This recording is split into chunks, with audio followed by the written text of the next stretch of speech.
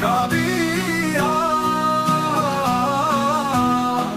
कबीरा, कबीरा। यह सत्य घटना है आज से लगभग 600 वर्ष पूर्व के भारतवर्ष के काशी शहर की, जहां सर्वश्रेष्ठी रचनहार कबीर परमेश्वर जी अपने निज धाम सतलोक से चलकर आए। यह समय था ज्येष्ठ मास की शुक्ल पूर्णमासी विक्रमी संवत 1455 सन 1398 सोमवार का। स्वामी रामानंद जी के शिष्य श्री अष्टानंद जी ध्यानमग्न होने की कोशिश कर ही रहे थे, तभी उन्होंने आकाश से एक तेज पुंज के गोले को लहरतारा तालाब पर उतरते देखा। देखते ही देखते वह तेज पुंज तालाब के एक कोने में सिमट गया। तेज पुंज का प्रकाश इतना अधिक था कि अष्टानंद जी की चरम दृष्टि उस प्रकाश को सहन नहीं कर पाई और उनकी आंखें बंद हो गईं। जिस प्रकार सूर्य के अत्यधिक प्रकाश को मानव चरम दृष्टि सहन नहीं कर पाती और आंखें बंद हो जाती है, परंतु आंखें बंद होने पर सूर्य का आकार दिखाई देता है, ठीक उसी प्रकार जब अष्टानंद जी ने आंखें बंद करके खोली तो उन्हें एक बालक का आकार दिखाई दिया। अष्टानंद जी के साथ हुई इस घटना के समाधान के लिए वे अपने गुरुदेव स्वामी रामानंद जी के आश्रम गए। इधर लहरतारा तालाब में सर्वश्रेष्ठी रचनहार कबीर परमेश्वर जी कमल के फूल पर बालक रूप में विराजमान थे। वहीं दूसरी ओर काशी के जुलाहा बस्ती में रहने वाले निसंतान दंपत्ति नीरू और नीमा, जो कि इसी जन्म में पूर्व में ब्राह्मण थे, प्रतिदिन की भांति लहरतारा तालाब में स्नान करने जा रहे थे। नीमा संतान के अभाव में दुखी होते हुए भगवान शंकर को याद करते हुए जा रही थी और भगवान शंकर से संतान प्राप्ति की प्रार्थना कर रही थी। प्रार्थना करते करते नीमा फूट फूट कर रोने लगी। नीरू उसे समझा रहा था कि नीमा, आप संतान के दुख में रो रोकर अपनी आंखें खराब मत करो। अगर हमारे भाग्य में संतान होती तो भगवान हमें पहले ही दे देते। इस प्रकार नीरू नीमा को सांत्वना दे रहा था। कुछ ही देर में दोनों लहरतारा तालाब पर पहुंच गए।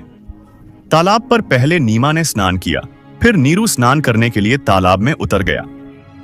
उसी समय नीमा स्नान के पश्चात कपड़ों को धुलने के लिए तालाब पर गई। जब नीमा कपड़े धो रही थी, उसने देखा कि तालाब में कमल के फूल पर कोई वस्तु हिल रही है। नीमा ने सोचा कि कोई सर्प तो नहीं जो अपने फन को हिला रहा है।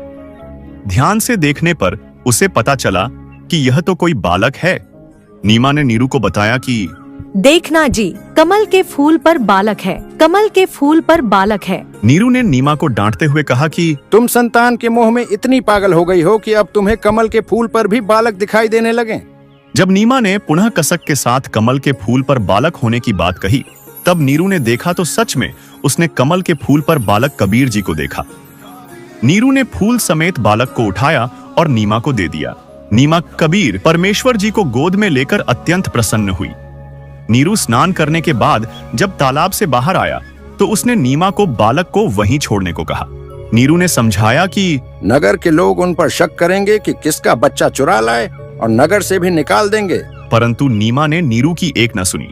उस दिन पहली बार नीरू ने नीमा को धमकाने के लिए थप्पड़ मारने के लिए हाथ उठाया तो बालक रूपधारी कबीर परमेश्वर ने कहा कि हे नीरू, आप मुझे घर ले चलो, मैं आपके लिए ही आया हूँ, कोई तुमसे कुछ नहीं कहेगा। एक बालक के मुख से ये वचन सुनकर नीरू घबरा गया कि बच्चा कोई देव या सिद्ध या प्रेत है, कहीं ऐसा न हो कि यह मुझे शाप दे दे। इस डर से नीरू कुछ नहीं बोला और आगे आगे चल पड़ा।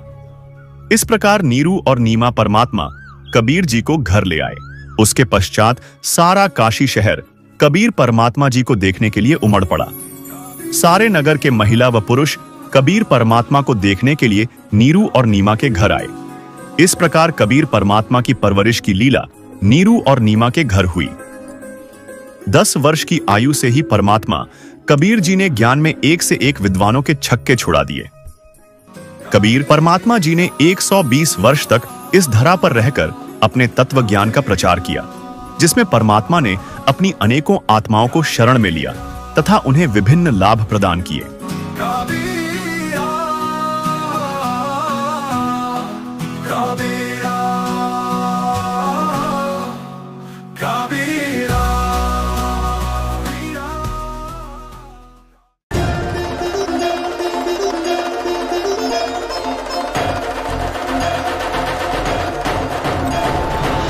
ना मेरा जन्म ना गर्भ बसेरा, बालक होए दिखलाया। काशी नगर जल कमल पर डेरा, तहाँ जुलाहे ने पाया। जगत गुरु तत्वदर्शी संत रामपाल जी महाराज जी के सानिध्य में परमेश्वर कबीर जी के प्रकट दिवस पर 9, 10 और 11 जून 2025 को नेपाल सहित भारत के 12 सतलोक आश्रमों में 3 दिवसीय महासमागम का आयोजन किया जा रहा है। इस कार्यक्रम का सीधा प्रसारण सतलोक आश्रम श्री धनाना धाम, तहसील गोहाना, जिला सोनीपत, हरियाणा से 11 जून 2025 को सुबह 9:15 बजे से साधना टीवी चैनल, संत रामपाल जी महाराज यूट्यूब चैनल और spiritual leader scene Rampal ji पर देख सकते हैं। सत साहिब।